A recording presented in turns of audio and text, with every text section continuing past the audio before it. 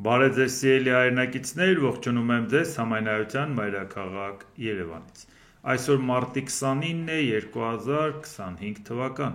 Կխոսենք աշխարհաքաղաքական, տարածաշրջանային, ներպետական ուշագրավ թեմաներից, որոնք կներկայացնեմ իմ մեկնաբանությամբ։ Սկսենք Միացյալ Նահանգներից, չնայած այն հարցը, որից ուզում եմ սկսեմ, ուղղակիորեն առնչվում է նաև Հայաստանին, որովհետև մեր տարածաշրջանի զարգացումների հետ կապված է։ ԱՄՆ նախագահ Դոնալդ Տրամփը հայտարարել է, որ վատ բաներ կարող են պատահել Իրանի հետ, եթե երկրի իշխանությունները համաձայնության չգան Վաշինգտոնի հետ Թեհրանի վիճահարույց միջուկային ծրագրի վերաբերյալ։ Ես չեմ ցանկանում, որ դա տեղի ունենա, նախընտրում եմ, որ մենք պայմանավորվենք Իրանի հետ, բայց եթե հարցը չլուծենք, վատ բաներ կպատահեն Իրանի հետ, նշել է ԱՄՆ նախագահը։ Իհարկե դրա հետ կապված հիշենք, որ Դոնալդ Տրամփը 2 ամիս ժամանակ էր տվել, որ եթե Իրանը չհամաձայնվի, շատ վատ բաներ կլինի Իրանի հետ, 2 ամիսը դեռ չի լրացել, իհարկե ինքը նամակ էր գրել հոգևոր առաջնորդին, Այաթոլլահ Ալի Խամենեիին, պատասխան նամակը ստացել է, գուցե դեռ տեղ չի հասել, բայց բովանդակությունը հրապարակային հնչել է, որ սպառնալիքների տակ չենք համաձայնվելու։ Սա իհարկե մեզ համար մտահոգիչ է այն պարզ պատճառով, որ ցանկացած առճակատում մեզ համար խնդիր է բոլոր առումներով, որովհետև մեր անվտանգության հետ կապված թե Իրանը իր կարծիքն ուներ, թե Ամերիկայի նախկին ադմինիստրացիան, այսօրվա ադմինիստրացիան, նույնիսկ չգիտենք, եթե նույնիսկ հաստատում են ռազմավարական գործընկերությունը, որը կնքվել է նախկին ադմինիստրացիայի հետ, դա ընդհանրապես կանոնակարգ էր, դրանով մեր անվտանգությունը չէր երաշխավորում, մենք կոնկրետ քայլեր ենք սպասում, որպեսզի իմանանք ի վերջո մեր տարածաշրջանի հետ կապված Միացյալ Նահանգները ինչ ծրագրեր ունի։ Եթե նայենք, թե ինչպես է ինքը պատկերացնում նոր աշխարհակարգը, դա մեր շահերից չի բխում, որովհետև ուժեղի իշխանություն հաստատելը մենք ուժեղների ցանկում չենք, արդարացնել ուժեղի կողմից հարևանի տարածք մտնելը, մենք չենք մտել հարևանի տարածք, հարևանն է մտել մեր տարածք։ Այսինքն այդ առումով մեզ համար բարենպաստ չէ, պետք է շատ կարևոր ձեռքբերումներ ունենանք, այնքան կարևոր լինենք Միացյալ Նահանգների համար, որ իրանք առնվազն գոնե ասեն Հայաստանին հանգիստ թողեք, Հայաստանին չկպնեք, ձեր քայլերը արեք ոչ ի հաշիվ Հայաստանի շահերի կամ անվտանգության։ Դեռ դրան չենք հասել։ Ով կասի, որ դրան հասել ենք, ես շատ կզարմանամ, թե ինչ կոնկրետ ինդիկատիվ ունի։ Իսկ հիմա նաև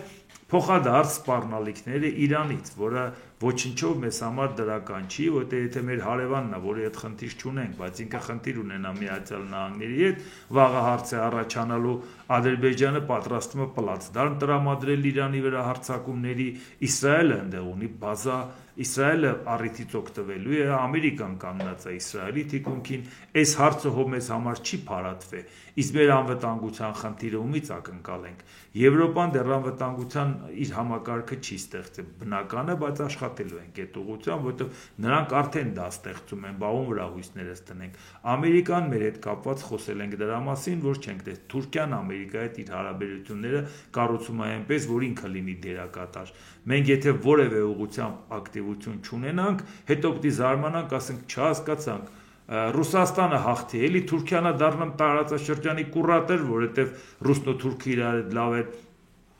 Եվրոպան իր դերը ամրապնդի, Թուրքիան վազելով Եվրոպային առաջարկում է իր ծառայությունը, էլի պետք է ասենք Թուրքիայով Ամերիկան դերակատարությունը ակտիվացնի, տեսնում ենք, թե Էրդողանը ոնց է ակտիվ աշխատում Ամերիկայի հետ, հետո պետք է ասենք այս ոնց եղավ, որը եղավ 3-ի դեպքում էլ Թուրքիան, Թուրքիան 3-ի ուղղությամբ էլ աշխատում է, մենք ոչ մեկի ուղղությամբ չենք աշխատում, կամ գուցե եթե աշխատում ենք, բավարար չի, հաշվի առնելով նաև մեր քաշային կատեգորիան Թուրքիայի հետ կապված, շատ ավելի ինտենսիվ աշխատանք պետք է տանենք,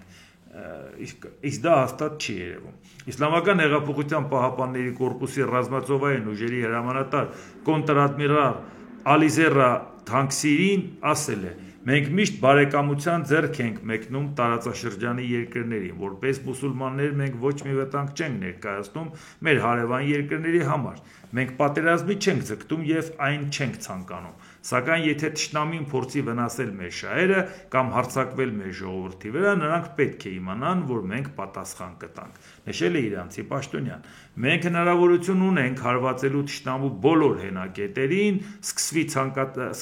ցանկացած աշխարհագրական դիրքից, մենք պատասխան հարված կհասցնենք հենց այդ վայրին։ Ոչ ոք չի կարող մեզ հարվածել և փախչել, նույնիսկ եթե մենք ստիպված լինենք նրանց հետապնդել մինչև մեքսիկական ծոց։ Մենք դա կանենք։ Մենք թույլ չենք տա Տրամփին իր կամքը պարտադրել մեզ, եզրափակել է Թանկսիրին։ Իհարկե այս բոլորի մեջ այնքան վիրավորական չի Տրամփի համար, որ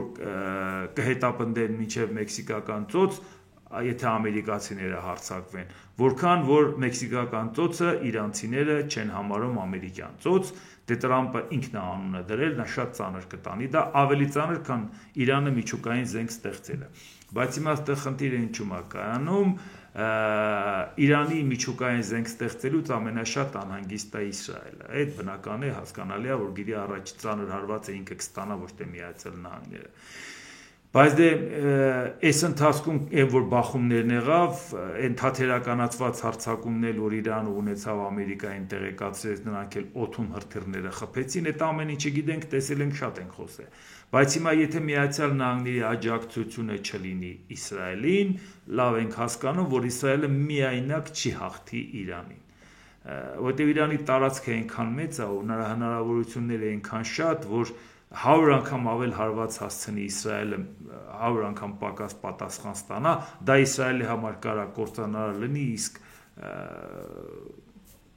Իրանի համար ոչ։ Իսրայելը նույնիսկ գրաված տարածքներով հազիվ 22,000 քառակուսի կիլոմետր է, Իրանը 1,650,000 քառակուսի կիլոմետր։ Մենք հասկանում ենք, որ ուժերը համեմատելի չեն։ Իհարկե Միացյալ Նահանգների դերակատարության պարագայում Իսրայելը մեծ հնարավորություն ունի, խոսք չկա։ Բայց եթե Միացյալ Նահանգները այն ագրեսիվ պաշտպանությամբ, որ ունեն Իսրայելին, նրանք ուղղակի վատություն են անում, դրա մասին էլ ենք խոսել։ Ինչի, որովհետև տեսեք, քանի դեռ Իսրայելն ասում է ինձ ՄԱԿ-ը ճանաչել է որպես պետություն սուվերեն, եւ իմ հարևանները չեն ճանաչում իմ ինքնիշխանությունը եւ հարձակվում են, ես պաշտպանվելու իրավունք ունեմ։ Ինչ է, այս պետություն լինելու իրավունք չունեմ, իսկ ով ասի, իմ պատմական տարածքում ապրում եմ, ՄԱԿ-ի որոշումով պետություն եմ ստեղծել։ Ես էլ պարբերաբար այդ մասին խոսել եմ, իսկ ով է ձեզ ասել, որ պետք է 22 արաբական պետություն լինի, միաթարյական չլինի։ Ինչքան ուզում եք սիրեք թե չսիրեք Իսրայելին, ինչա ձեր համակրանքը իսլամիստ ահաբեկիչների կողմն է, ուշադիր մի հատ լա մտածեք։ Դուք հայ եք, քրիստոնյա պետություն եք եւ ձեր պատկերացումով իսլամիստ ահաբեկիչը ավելի դախապատվությունը կարելի է տալ, քան Իսրայելին, չեմ կարող հասկանալ։ Բայց երբ որ Կարմիր գիծը Իսրայելը անցավ, այդտեղ արդեն նրա արդարացման հարցը լրիվ կասկածի տակ է, որովհետեւ Պաղեստին պետությունն էլ է ՄԱԿ-ի կողմից ստեղծված, եթե ոչ ճանաչված, ապա գոնե ստեղծված։ 47 թվականի նոյեմբերի 29-ին, երբ որ ստեղծվեց, երկու պետություն ստեղծվեց հրեական եւ արաբական։ Եվ այդ պարագայում հետագայում իհարկե Իսրայելը դարձավ ՄԱԿ-ի անդամ, պատերազմների պատճառով Պաղեստինը չդարձավ, բայց չմոռանանք, Պաղեստին պետության ինքնավարությունը անգամ Իսրայելն է ճանաչել։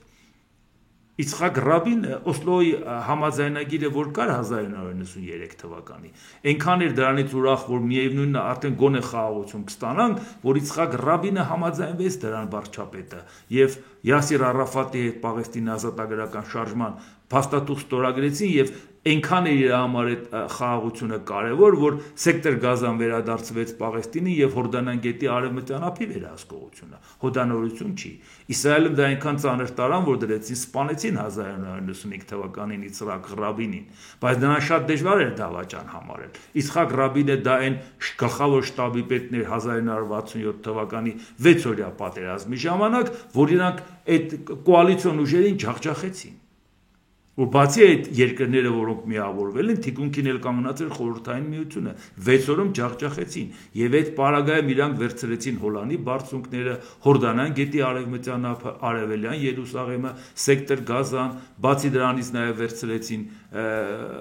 Սինայի թերակղզու վրա վերահսկողություն հաստատեցին Եգիպտոսից, այս բոլորը եղավ 6-օրյա պատերազմ, որի շտաբի պետը Իցխակ Ռաբինն էր։ Եթե այդ ժամանակ նախարարներ Մոշե Դայանը նա մի քանի օր առաջ էր նշանակվել ռազմական օպերացիայի մշակման հարցում Մոշե Դայանը ոչինչ չէր արել ուղղակի պատահաբար աթոռին նստեց եւ ինքը հաղթած նախարար դուրս եկավ բայց գործին ծանոթ մարդիկ գիտեն որ ինքը որևէ դերակատարություն տեղ չուներ գլխավոր շտաբի պետն էր Իցխակ ուզեմ ասեմ այդպիսի լեգենդար անձնավորություն էր որին տվեցին սպանեցին ասին ոնց թե դու ծախվեցիր Պաղեստինին բայց եւ դրանից հետո այդ մարդու աշխատանքը այնքան գնահատեցին որ այդ հրապարակը իր անունով դրեցին այնպես չի որ իրան դավաճան են համարում այսինքն այդ Պաղեստինի ինքնավարությունն անգամ այսօր Բենյամին Նեթանյահուն ողջավորված է Ամերիկայի հետ լավ հարաբերություն չէ Ամերիկայի հետ իրակ միշտ էին լավ Տրամպի վրա այնքան է ինքը խաղադրույք կատարել որ շատ վտանգավոր բան է անում ինքը այսինքն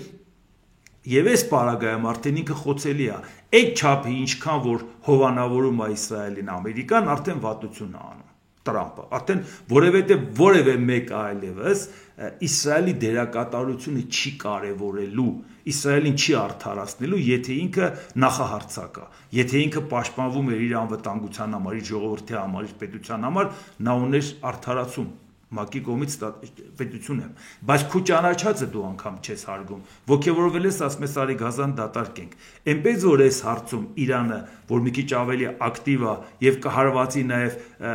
այն թիրախներին որտեղից հարվածում են Իրանին եւ նաեւ Ամերիկայի բարեկամներին առաջերտին Իսրայելն է այնպես որ խոսել նրա մասին որ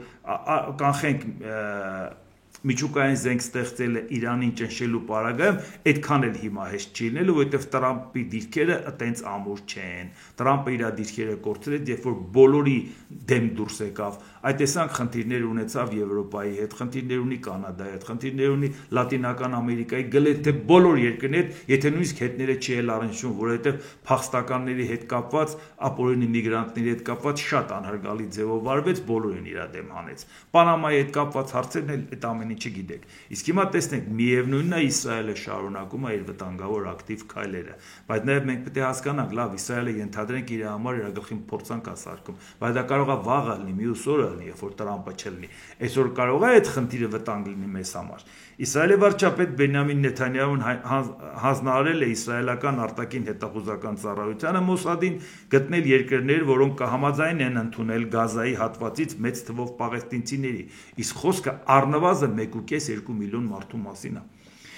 Երկու Իսրայելի պաշտոնյաների եւ ԱՄՆ նախկին պաշտոնյայի խոսքով արդեն բանակցություններ են տեղի ունեցել Սոմալիի եւ Հարավային Սուդանի երկու աղքատ հակամարտություններով լի արևելաաֆրիկյան երկրների, ինչպես նաեւ այլ երկրների, այդ թվում Ինդոնեզիայի հետ։ Աղբյուրները հայտնել են, որ Նեթանյահուն դա անելու գաղտնի առաքելությունը Մոսադին տվել է մի քանի շաբաթ առաջ։ Իսրայելն առաջ է քաշել այս եւ այլ միջոցներ խրախուսելու Գազայից պաղեստինցիների արտագաղթը։ Ինչն է սա Իսրայելի համար վտանգավոր, որովհետև գիտեն, որ Գազայի տարածքը ուզում է Միացյալ Նահանգները ինքը ոգևորված ասում է բերեք դատարկենք Ամերիկայի համար։ Ամերիկան փորձեց իր բարեկամներին համոզել, որ նրանք տեղավորեն դա առաջի հերթին Եգիպտոս եւ Հորդանան, ցույց տալով բա մենք այդքան օգնել ենք իրանց, իհարկե դա ազնիվ չի, որ ասեն իրանց օգնել են, դա այդ պատմությունն է շատ կարճ հիշեցնենք, բայց նրանք լավ էլ կտրուկ մերժեցին թե Եգիպտոսը թե Հորդանանը, որովհետև ինչով են օգնել։ Հարցը դա է, որ Եգիպտոսը առաջի արաբական պետությունն էր, որ Իսրայելի հետ խաղաղության պայմանագիր ստորագրեց, Ամերիկայի Միացյալ Նահանգները հովանու ներքո, Ամերիկայի Միացյալ Նահանգներն ասեց դեմ կգնաս, մենք ամեն ինչով քեզ կօգնենք։ Բայց էլ ի՞նչն է սերեսով տալի, որ օգնել ես։ Այդ մարդը իսկապես դեմ գնաց արաբական պետությունների լիգայի անդամակցությունն անգամ սառեցրեցին։ Այն դեպքում, երբ որ արաբական պետությունների լիգան 45 թվականի մարտի 22-ին ստեղծվել է, կենտրոնակայանը Կահիրեն էր Եգիպտոսի մայրաքաղաք։ Բոլորը դուրս եկան Եգիպտոսի դեմ, կենտրոնակայանը վերցրեցին տարան Թունիս, կասեցրեցին իր անդամակցությունը արաբական պետությունների լիգայի, բոլորը նեղացան Իրանից մոռացել ենք Եգիպտոսի նախագահին տվին սպանեցին անվարտադատին։ Այսինքն այս ամեն ինչը ինչի համար ենք ասում, որ այնպես չի, որ պարտ կա Եգիպտոսը, ասել ես այս ամեն ինչ արա մենք քեզ կօգնենք, նույնն էլ Հորդանանին, 95 թվականին երկրորդ պետությունը Հորդանանն էր, էլի Ամերիկայի Միացյալ Նահանգները հովանու ներքո պայմանավորվեցին, այդ մարդը լուրջ աջակցություն ցուցաբերեց Ամերիկային Իսրայելի հետ խաղաղության պայմանագիր ստորագրելու։ Այնպես որ նրանք շատ հանգիստ դրեցին դեմը եւ ասեցին, որ դա չի լինելու։ Մեզ պետք չի երեսով տալ, որ օգնել ես։ Եվ ինչպես տեսանք չհամաձայնվեցին։ Բայց հիմա դուք տեսեք, Էլ Սուդան, էլ Սոմալի, սովյալ երկրներ, բայց դա չի հարցը, լավ ենթադրենք այդ երկրները համաձայնեցին, բայց արդյոք դուսեկողը համաձայնա, բայց սա է խնդիր, որ այդ հարցին զորով անելուն դեմ են բոլորը, չեմ ասում մենակ արաբական երկրները, անգամ Չինաստանը իր կարծիքը հայտնեց, որ այս ինչ եք անում, ոնց կարող է դատարկեք, Են էլ Չինաստանը առիթը կօգտագործի Ամերիկայի դեմ դուրս գալու, եթե Ամերիկան ուզում է մեկուսացնի։ Չեմ ասում էլ եվրոպական երկրներ։ Այս հարցում Իսրայելը դաշնակից չունի, բայց խնդրեմը ուրիշ է, մենք իրադարձում չենք։ Մենք մտածում ենք, որ այսպիսի ծառայություն մատուցելով Ամերիկային, այնուամենայնիվ ինքը սերտ դաշնակցելու է Ադրբեջանի հետ, Ադրբեջանը փորձելու է այդ կապը օգտագործի նաև մեր դեմ, եթե ես եմ ձեր դաշնակիցը, եթե ես եմ պլազդարմ Իրանի դեմ, եթե ես պիտի այդ ամեն ինչն անեմ, եթե Թուրքիայի հետ աշխատում եք, Էրդողանից շատ գոհ եք, երեկ էլ այդ մասին նշեցինք, որ շատ լուրջ ուզում են աշխատեն Էրդողանի հետ, եթե Էրդողանին եք դիտում տարածաշրջանի կուրատեր, բերեք այն Սյունիքը վերցնենք, բա մենք այդ վտանգից ենք խոսում, թե իր գլխին փորձանք կբերի, թե չի բերի Իսրայելը, թող իրանք որոշեն, հաստատ իրանց դարդը մեզ չեն տվել, բայց խնդիրն ուրիշ է, բայց այդ պարագայում դրա դեմը ոնց են առնելու, որովհետև այսօր այդ ակտիվությունը, կտրուկ ակտիվությունը, որ նման ծառայություն է Իսրայելը մատուցում Ամերիկայի Միացյալ Նահանգների սեկտոր Գազայի հետ կապված, դա գին ունի, բայց այդ գինը net չլինի, որ մեր հաշվին լինի։ Այդ դա է, որ մենք պետք է շատ զգոն լինենք, որովհետև ասել, որ այս պահին կարող ենք հարաբերությունները Իսրայելի հետ բարելավել, լուրջ չի, որովհետև այս պահին ինչը բարելավես։ Այս վիճակում ոչ կարանք նա այդ ակտիվ քայլեր անենք, ոչ Իրանի հետ անենք, տեղից անգամ Իրանի արտգործնախարարը Հայաստան գալ արդեն Ամերիկան կարող է լավ չնայե, թե այս ինչեր եք անում, չնայած բարեկամ պետությունն է, թվում է թե անշարժ հանդիպում է, բայց դա այդքան էլ անշարժ չի դիտարկվում։ Իսկ հիմա նայենք Թուրքիան անմիջապես այդ ուղղությամբ Ռեջեփ Թայիփ Էրդողանը, որ երեք արդեն Ամերիկան գովում էր Էրդողանին իր այդ հարաբերությունները, Ռեջեփ Թայիփ Էրդողանը Պաղեստինի ղեկավար Մահմուդ Աբասի հետ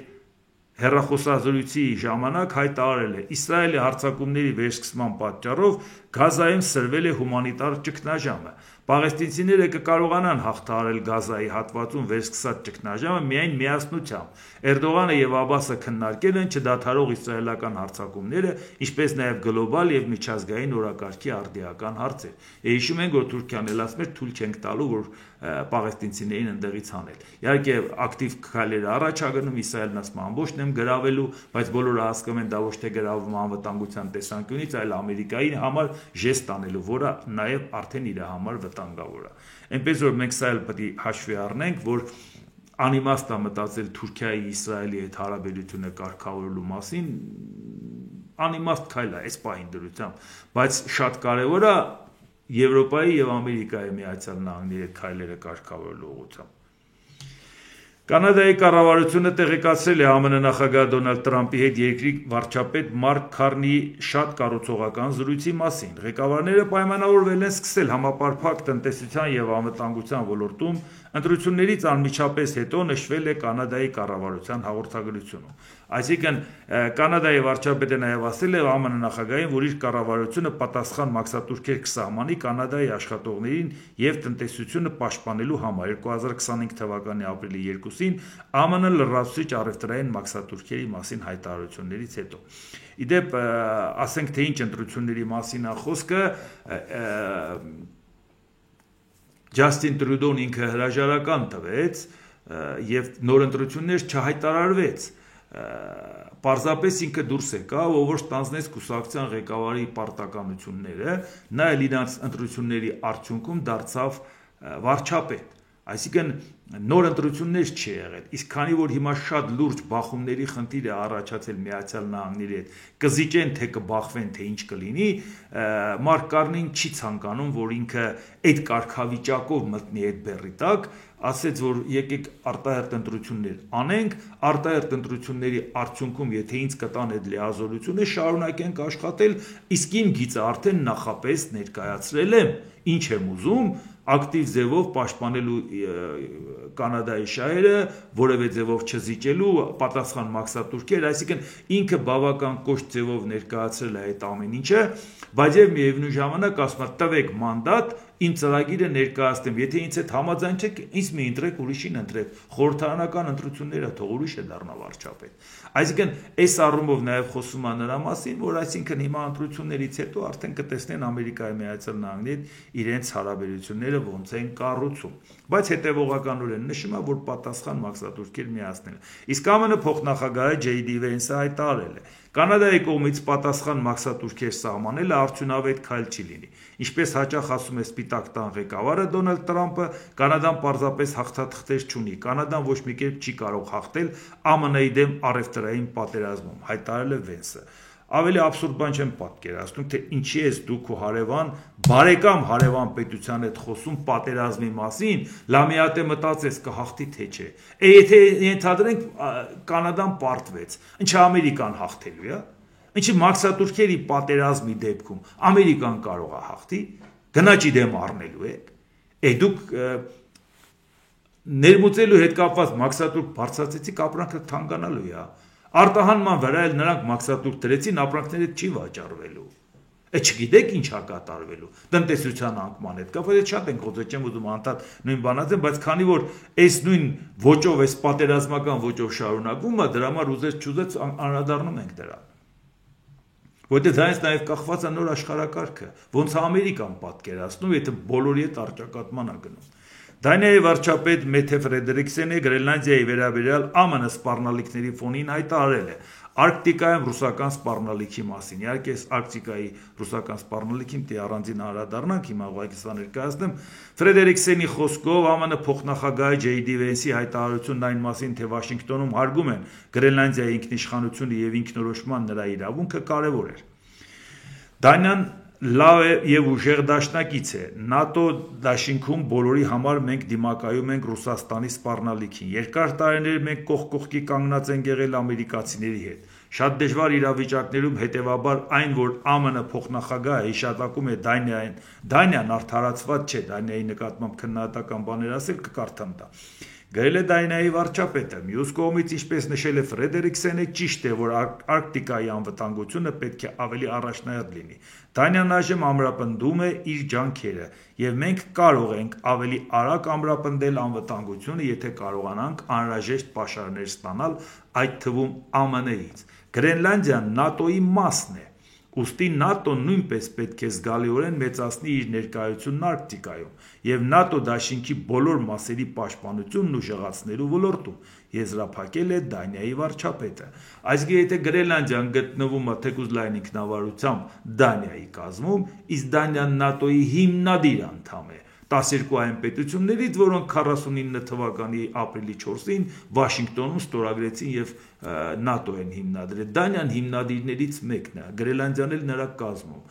Ավելի տարօրինակ բան չեմ պատկերացնում, որ անընդհատ ասում են վտանգ է սպառնում ՆԱՏՕ-ի անդամ Գրենլանդիային, որպեսզի իր անվտանգությունը պահենք, մենք պետք է գնանք գրավենք։ Որ դուք պետք է գրավեք, ելումից եք պաշտպանում։ Այսինքն ով պետք է հարձակվեր ՆԱՏՕ-ի անդամ երկրի վրա, Չինաստանը, Ռուսաստանը, այսինքն այդ կեղծ օրակարգի իմաստը որն է, որովհետև ԱՄՆ-ի փոխնախագահ J.D. Vance-ը ինչ էր ասել։ Մենք ցանկանում ենք լավ հարաբերություններ պահպանել բոլորի հետ, բայց լավ հարաբերությունների մաս է հանդիսանում ուժի ցուցադրումը, երբ դա անհրաժեշտ է։ Բայց ուժը ցուցադրում են հակառակորդի դեմ, ոչ թե բարեկամի, էլի։ Վենսն ասել է, որ Դանիան արհամարել է իր տարածքը եւ որ Ամերիկան այլևս չի կարող անտեսել կղզու վերաբերյալ Ռուսաստանի եւ Չինաստանի ենթադրյալ ծրագրերը։ Այսինքն Ռուսաստանն ու Չինաստանը պատրաստվում են Դանիայի վրա հարձակվել։ Լավ, այս ասածին որևէ մեկը հավատում է, կամ ինքը որ հայլու դեմը կանգնում ասում է, հայլին չի ասում տղա ջան, դե լավ էլի, ամոթ է էլի։ Անից բանից խոսացեք, որը գոնե դուք կհավատաք կամ ձեր հայլին կհավատա էլի։ Դանիային ուղղված մեր ուղերձը շատ պարզ է։ Դուք այնքան էլ լավ չեք աշխատել Գրենլանդիայի ժողովրդի հետ, ասել է Վենսը։ Գրենլանդիայի ժողովրդի հետ լավ չեն աշխատել ու մի քանի օր առաջվա խորհրդարանական ընտրություններում 4 ուժ անց է խորհրդան, 4-ն էլ միասնական հայտարարություններ ընդդեմ Ամերիկային միավորվելու։ 57,000 մարդ ունեցող Գրենլանդիա բոլոր անդիմադիր կուսակցությունների հետ գնացել եք հատ-հատ աշխատել եք։ Ամերիկան մարդեր ուղարկե բոլորին միլիարդներ են խոստացել։ Այդ մարդիկ կանգնեցին ասին մենք չենք վաճառվում։ Սա խանութ չի, սա երկիր է, ու չհամաձայնվեցին։ Դուք այդ մարդկանց մասին եք խոսում։ Բայց եթե Դանիայից այդքան դժգոհ են, անկախություն անելու հնարավորություն ունեն։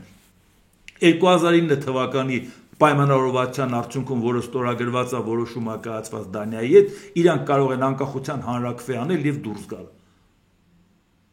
Եվ դրան դեմ չի Դանիան, բայց ինչի չեն դուրս գալի։ Նույնիսկ անկախականները, որոնք գնացել էին ընտրության, խորհրդարանական ընտրությունների, իրանք ընտրությունից հետո ասին միամիտ չկա, դուրս չեն գալի։ Այսօր մենք Դանիայի կազմում ՆԱՏՕ-ի անդամ պետություն ենք։ Այսօր դուրս գանք, վաղը օկուպացնելու է Ամերիկան։ Մտնանք Ամերիկայի 51-րդ նահանգ դառնանք, մենք վերանելու ենք, ասիմիլացվելու ենք, որովհետև այնտեղ ոնց ենք մեր ազգը պահելու։ Մենք ստեղ 90% Գրենլանդիայի էսկիմոսներ են, այնտեղ մենք ով ենք ելնելու։ Բերეთ մի քանի միլիոն մարդ լցրեցին ու վերջացավ։ 51-րդ նահանգ եղավ ու վերջացավ։ Այդ չի ելնելու։ Դեմ են այդ մարդիկ, ինչ կա չհասկանալու։ Այսինքն իրանք Դանիայից այդքան դժգոհ են, դուք էլ միլիարդներ եք բաժանում, չհամաձայնվեցին ձեր կողմնացն է։ Ավելի լավ կլիներ Գրենլանդիան գտնվեր Միացյալ Նահանգների անվտանգության պաշտպանության տակ, քան եթե դուք լինեք Դանիայի անվտանգության պաշտպանության ներքո։ Բայց ինչի՞ է Դանիայի անվտանգության պաշտպանության ներքո, եթե Դանիան ՆԱՏՕ-ի անդամ է։ Բա ՆԱՏՕ-ի 5-րդ կետը արդեն հանել է, որ ՆԱՏՕ-ի անդամ որևէ պետության վրա հարձակվել, նշանակում է հարձակվել դաշինքի վրա։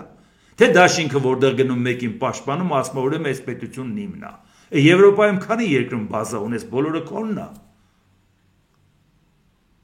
Հա պայմանագիր են կնքում մեկին ասում են կարի մեր անվտանգությունը պաշտպանի մեր շենքի, գալիս ասում է եթե ես դի պաշտպանեմ մեր շենքը տվեք ինձ։ Հա այդպես անվտանգային կառույցներ տեսել եք դուք գոյություն ունի։ Պահնորդական ծառայության այդ պայմանագիր ես կնքում, գալիս է շենքը պաշտպանում ու շենքը դուրս շուռա տալիս իր անունով։ Եթե տես դե անվտանգությունը պաշտպանեք, ումից եք պաշտպանում։ ԱՄՆ քաղաքականությունն այն է, որ կղզու դանիական ղեկավարության մեջ փոփոխություն մտցվի։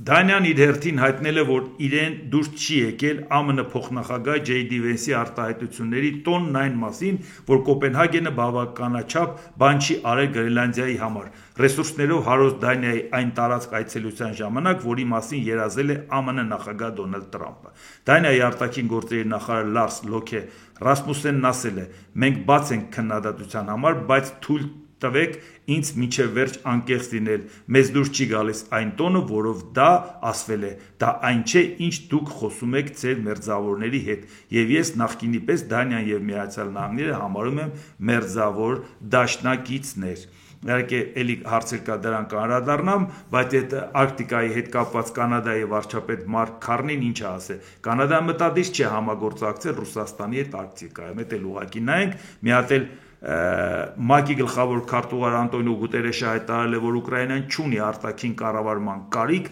ընդգծելով, որ երկրում գործում է լեգիտիմ կառավարություն, որին պետք է հարգել։ Ի վերջո մարդը ընտրվել է, հետո պատերազմի ժամանակ ընտրություն չեն անում։ Հայտարարությունը հնչել է ի պատասխան Ռուսաստանի նախագահ Վլադիմիր Պուտինի Ուկրաինայում ժամանակավոր կառավարության առաջարկի շուրջ։ Հիմա մի բան էլ ասեմ, ուրեմն Ուկրաինայի նախագահ Վոլոդիմիր Զելենսկին հայտարարել է, Ուկրաինան չի ճանաչում ԱՄՆ ռազմական օգնությունը որպես պարտք։ Զելենսկին նշել է, որ ԱՄՆ-ն այլևս Ուկրաինային անվճար օգնություն չի տրամադրի, դա նրանք պաշտոնապես են ասում։ ԱՄՆ-ից ստացել ենք հանքային ռեսուրսների վերաբերյալ նոր համաձայնագրի նախագիծը, որը տարբերվում է նախորդից, ասել է Ուկրաինայի նախագահը։ Զելենսկին կրկին հայտարարել է, որ Ռուսաստանի նախագահ Վլադիմիր Պուտինը խաղաղություն չի ցանկանում, նա ասել է, որ պաշտպանության նախարար Ռուստեմ Ումերովը շուտով կմեկնի ԱՄՆ ապացույցներով, որ Ռուսաստանն է խախտում հրադադարի մասին պայմանավորվածությունները։ Իհարկե այդ հարցում Զելենսկին միանգամայն ճիշտ է, եթե նվեր եք տվել, նախկին ադմինիստրացիան իր իրավասությունների շրջանակում նվեր է տվել։ Նոր ադմինիստրացիան եկել է, այդ նվերը համարում են պարտք։ Ոնց է դա հնարավոր։ Առավել ևս որ հենց Զելենսկին էր նախապես հայտարարել, որ պատրաստ ենք մեր հանքանյութերի հետ կապված, այդ մետաղների հանքանյութերի հետ կապված նստենք, պայմանավորենք ինքն այդ առաջարկությունն արել, ինչ կարիք կա ցույց տալ, որ մենք ձեզ պարտադրում ենք, հերոսաբար այդ փողը վերցնում ենք, որ ժողովուրդ ջան իմացեք, որ տեսեք ձեզ համար ենք այդ փողը վերում։ Մարդը ինքը ասել էր նվեր եք տվել, բայց ես եկել եմ առաջարկում եմ եկեք համագործակցենք, ձեր տված փողերը հետ գա։ Չէ՞ որ այդ նախաձեռնության մասին վաղուց Զելենսկին հնչեցրել է Ամերիկայի Միացյալ Նահանգների նաև նախկին ադմինիստրացիան, հոնորություն չի, ի՞նչն եք զորով խլում։ Կամ էլ թե չէ նվերը պարտք հաշվում։ Բայց Արկտիկայի հետ կապված մի հատ հարց կա, որ դրան պետք է անպայման անդրադառնանք, թե ինչի է այսպես ակտիվացել Արկտիկայում Պուտինը։ Այն որ Սիբիրում խոսում է գիտնականները խոսում են մագմատիկ պլումը, որը որ բարձանում է Սիբիրում, արդեն նաև բնակլիմայական պայմաններն ա փոխվել, եղանակը տաքանում է, որոշակի վտանգ առաջացել։ Ես դրա մասին շատ չեմ ուզում խոսեմ, որովհետև ոչ ֆիզիկոս եմ, ոչ քիմիկոս եմ, ոչ էլ երկրաբան եմ, կարող եմ այդ ուսումնասիրությունները կարդացածել եմ, կարողանամ ինքս մտածեմ, բայց եթե կոնկրետ հարցեր տրվեն, դա երբ է տեղի ունենալու այդ վտանգը, ես չեմ կարող ասել ինչ ուժ գնությամբ կլինի, ինչ կլինի եւ այլ եւ այլ։ Բայց խնդիրը առաջանում, մարդիկ այդ ամեն ինչը կարդում են, մարդիկ անհանգիստ են եւ որևէ մեկից պատասխան չեն լսում։ Իսկ իրականում ինչ է կատարում։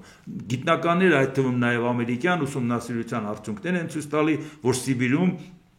էպիկենտրոնը Նորիլսկում մագման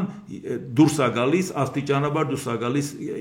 եկել է մի վիճակի, որ կարող է արդեն ժայթքի եւ դուրս գա։ Եվ որի պարագայում այդ մագմատիկ այդ բլումը, որը որ կարող է առաջանա, կարող է մի հսկայական տարածք վերցնել եւ գործնականում կարող է վերանա մոլորակը։ Վերանա այն պատճառը, որ նորից սառցակալումը լինի, ամբողջը փագի եւ այլ այս կողմեկում։ Իսկ այդ զոնան բավական մեծ է։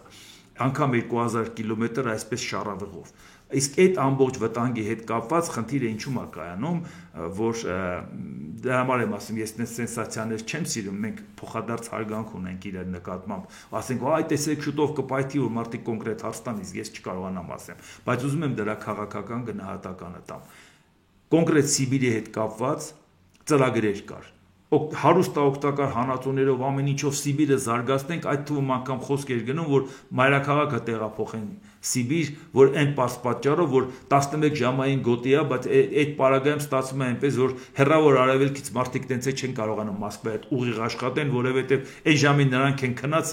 նրանք են արթուն, նրանք են քնած։ Այսինքն բերեք նենց անենք, երկիրը նորմալ ռիթմիկ զարգացնենք, կենտրոն մայրաքաղաքը թող լինի, մի քիչ էլ Մոսկվան բեռնաթափենք եւ այլ եւ այլ։ Լավ մենակ մայրաքաղաքը չի, մայրաքաղաքը ավելի շատ նենց հեռանկարային ծրագրեր, բայց կոնկրետ Սիբիրը զարգացնելու ծրագրերը ամեն ինչ պատրաստ էր 2021 թվականի վիճակով։ Բայց երբ որ արդեն Ռուսաստանի իշխանություններն իմանում են, որ կարող է այդ մագմայի դուրս գալը լինի ժայթքում, կարող է այնպես էլի որ դնի ավելի, իսկ որպեսի իրանք այդ դեգազացիա անեն, որպեսի կարողանան դա ինչ որ ձևով հանեն, առնվազն 7% իրանց տարածքի պետք է ուղակի էվակուացնեն, հանեն այդ ժողովրդին, որպեսզի կարողանան աշխատանք տանեն այդ ուղղությամբ, ֆանտաստիկ ծախսերը, հսկայական կորուստներ եւ այլ,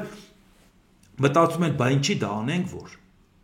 Մի կողմ դրեցին Սիբիրի զարգացման ծրագիրը եւ Արկտիկայի ծրագիրը բերեցին, բայց որպեսզի հարց չառաջանա, Ժորժ ջան, բայց Սիբիրի զարգացման ծրագիրը, այդ ինչի մի կողմ շպրտեցիք։ 21 թվականին պատրաստ ծրագիրը, որպեսզի դնեին շրջանառության մեջ, 22 թվականին գարունը բացվեն, մարտ ամսից սկսեին իրանք այդ ուղղությամբ աշխատանք անել։ Բայց ինչ աշխատանք անեն, եթե իրանք գիտեն, որ վտանգավոր է Սիբիրը։ Իրանց պետք չի Սիբիրը զարգացնել, բայց չեն էլ ուզում փող ծախսեն, չեն էլ ուզում էվակուացիա անեն, չեն էլ ուզում խնդիր լուծեն, հերն էլ անիծած, թե չի մոլորակը վերանա։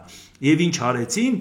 մարտի 1-ից մի շաբաթ առաջ հարձակվեցին Ուկրաինայի վրա։ Էլ ինչ Սիբիրի զարգացման ծրագիր, պատերազմի մեջ են, ժողովուրդ ջան։ Այ հիմա գնացել ենք Ուկրաինա, տարածք ենք ուզում վերցնենք, էս ենք ուզում անենք, ծախսերը դնում ենք Ուկրաինայի դեմ պատերազմի, դրա համար ենք Արկտիկան զարգացնելու, պատերազմի ենք պատրաստում, ուրիշ բաներ ենք անում, լրիվ ծրագրերը փոխվեց։ Ինչի, որպեսզի ժողովրդին անկեղծորեն չասեն, հարգելիս իմացի, որ կարող է պայթյուն լինի Սիբիրում եւ ընդհանրապես վերացնի ամեն ինչ։ Ես չեմ կարող ասեմ դա հաստատ կլինի թե չէ կամ երբ կլինի դա, բայց այն քաղաքական քայլերը, այն քաղաքական գնահատականը, որը տրվել է, թե ինչ ստորություն արեց այդ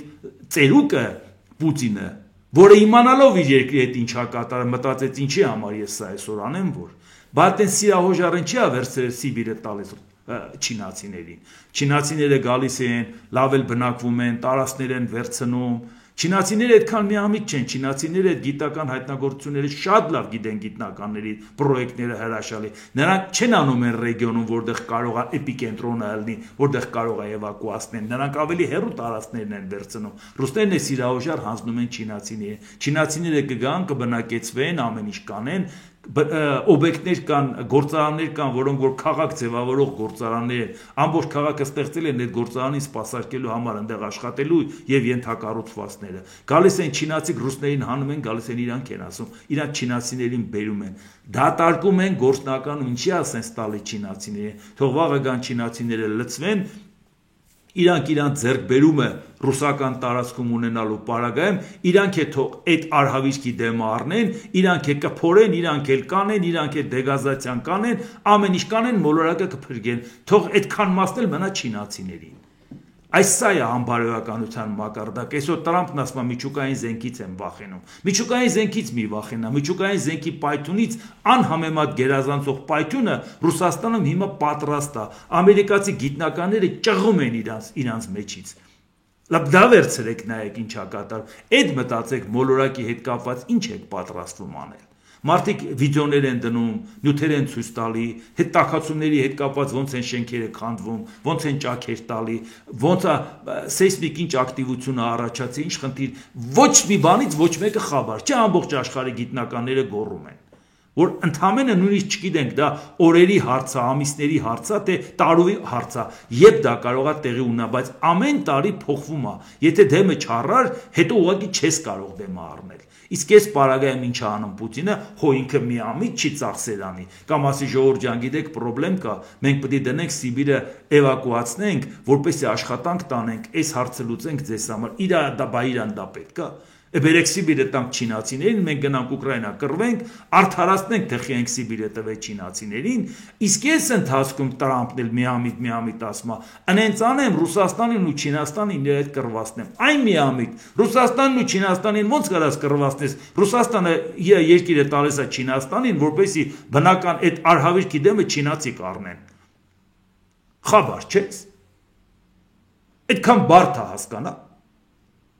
Բայց մենք չի կարա Ռուսաստանը Չինաստանից փոխվի, որտեղ Չինաստանը Ռուսաստանի շալակին է նստած։ Նրանք իրար հետ ունեն պայմանավորվածություններ, դու չես կարող մտնես նրանց արանքը։ Դա ռեալ պայմանավորվածություններ է։ Հիմա մարդիկ ասում են, գիտնականներն իրանք ճղում են, ասում են Ռուսաստանի ղեկավարություն։ Դու այս ցուցանիշները նայել ես։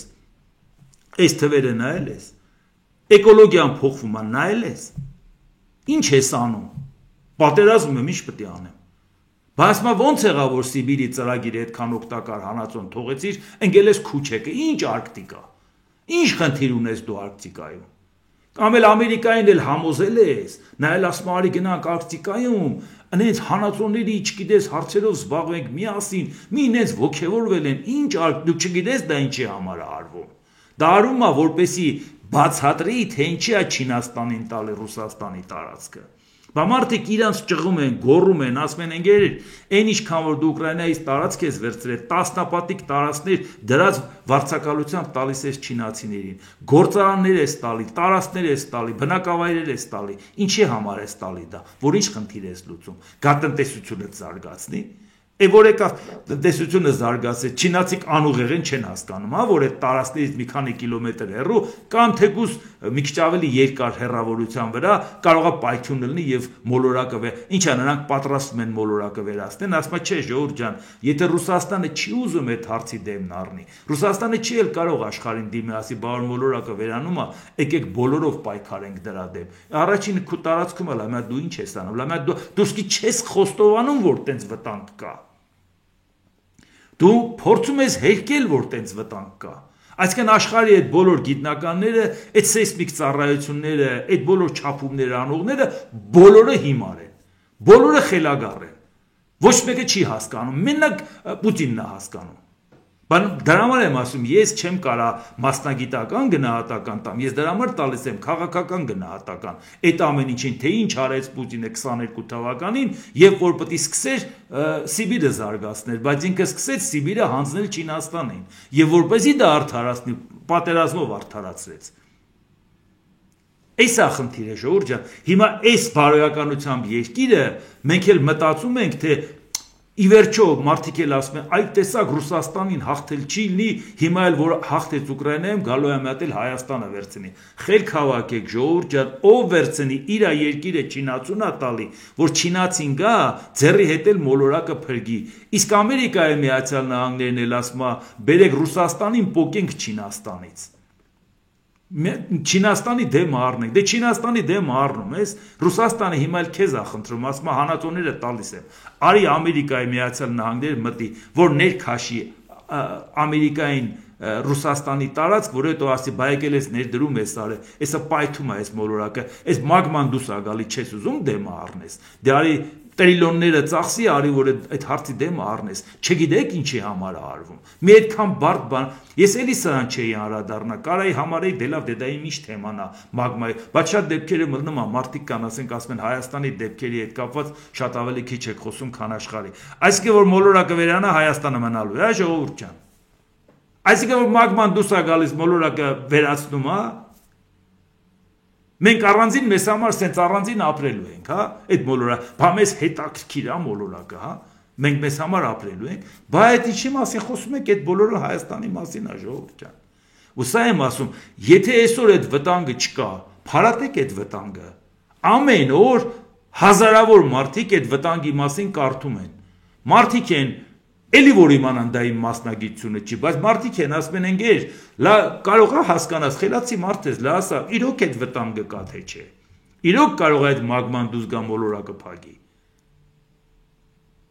Ես շատ զգուշավոր եմ այդ թեմայից խոսում, ոչ թե վախենում եմ խոսալ, որ վախենում եմ ոչ կոմպետենտ բան ասեմ։ Դա է հարցը, բայց վտանգը կա, չէ՞։ Բայց դրա համար վտանգի քաղաքական կոմպոնենտները պարբերաբար նշում եմ, ոնց է որ Ուկրաինայում կռվում է, Սիբիրը հանձնում Չինաստանին, ինչի համար է դա անում, ինչի ծրագրերը տեղափոխեց ուրիշ տեղ, ինչ է տեղի ունենամ եւ այլ եւ այլ։ Այս ամեն ինչը բոլորիս խնդիրն է, ժողովուրդ ջան, բայց վատը նա է, որ այդ բարոյականության Պուտինը որ մոլորակը կարող է վերացնի, մենակ ինքը իր փողից չզրկվի, չէ, դնի փող ծախսի մարդկանց տեղափոխի։ Սա է խնդիրը, ժողովուրդ ջան, այս բոլորիս խնդիրն է, սա մեր մոլորակն է, շատ փոքր մոլորակ է, ոնց որ տեսնում եք ինչեր կարող է հետը ելնի։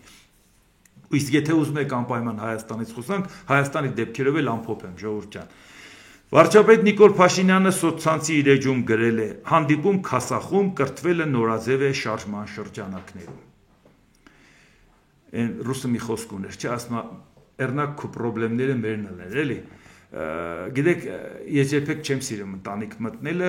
խոսելը միշտ եմ զգուշացրել, որ չեմ սիրում եւ որևէ նախագահի ժամանակ չի եղել, եթե իհարկե նախագահի կինը կամ վարչապետի կինը հանրային գործիչ չի, որտեղ եթե հանրային գործիչ էլի ոնց կարող ես չխոսել։ Բայց էլի աշխատում եմ խուսափել։ Բայց այն մարդիկ, ովքեր քննադատում էին, որ Նիկոլ Փաշինյանը իր կնոջը տանում է, որտեղ հանդիպման է գնում, կնոջը տանում է եւ այլն, Ժորժ ջան, քննադատեցիք, հիմա կերակ։